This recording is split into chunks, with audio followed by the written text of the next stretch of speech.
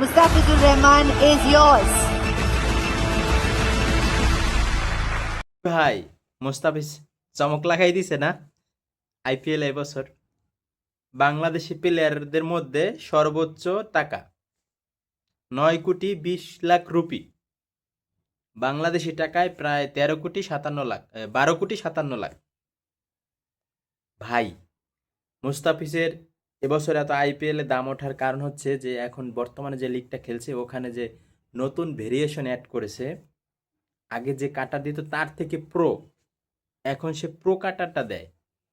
আসলে বহির্বিশ্বে বা অন্য জায়গায় লিগ খেললে, বাংলাদেশে বিপিএল বাদে অন্য জায়গায় যদি লিগ খেলে ভালো কোনো পারফরমেন্স করা যায় তাহলে আইপিএলে মন কাড়া যায়।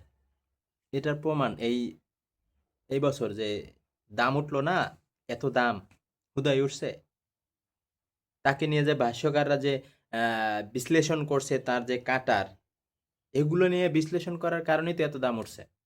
আসলে মিডিয়া হাইপ একটা আলাদা জিনিস। মিডিয়া হাইপ না থাকলে কখনো বিশ্ব দাপিয়ে বেড়ানো যায় না।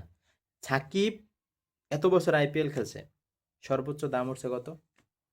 আর দেখুন মুস্তাফিজের দাম এবছর যা হয়েছে, আসলে মানে আকাশ ছোঁয়া। বাংলাদেশি হিসেবে এই প্রথম কোনো বাংলাদেশি প্লেয়ার হিসেবে এত টাকা মানে আইপিএলে নিলামে দাম উঠছে। Good luck Mustafiz.